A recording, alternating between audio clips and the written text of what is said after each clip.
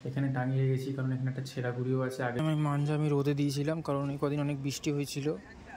তাই বন্ধুরা কি সুন্দর পেজ হচ্ছে, অসাধারণ পেজ হচ্ছে, কেউ কাউকে ছাড়ছে না।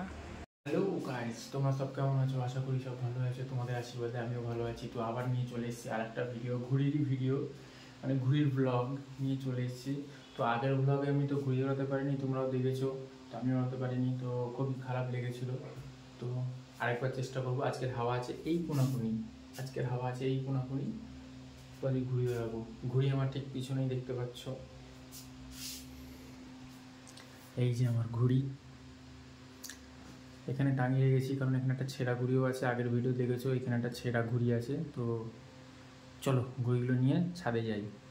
তো আশা করি প্রথমে দুটো ঘুড়ি নিয়ে যাবো। একটা ছেঁড়া ঘুড়ি আছে, ওটা সেলোটেপ মারবো। সেলোটেপ আমি নিয়ে চলে এসেছি, সেলোটেপটা মেরে ঘুড়িটা ওড়াবো। এখানে কলকাটি দেখো বাঁধা আছে, দুটো ঘুড়িরই দেখা যাচ্ছে। তো তাই চলো যাওয়া যাক।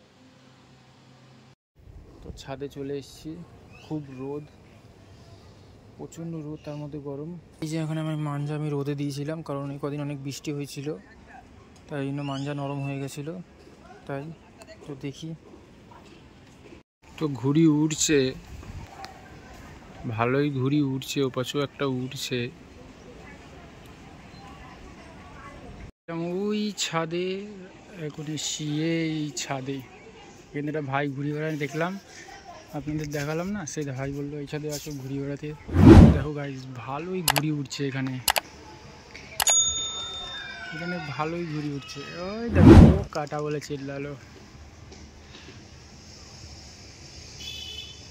পিছনেও ঘুড়ি উঠছে। বন্ধুরা কি সুন্দর পেজ হচ্ছে, অসাধারণ পেজ হচ্ছে, কেউ কাউকে ছাড়ছে না। ওই দেখো একজন কেটে বেরিয়ে গেল, দেখো ছাদ দিয়ে ধরার চেষ্টা করছে কিন্তু পারলো না ধরতে। এইখানে এখন মুভমেন্ট নিচ্ছে, এই বেগুনিটাও কেটে গেল,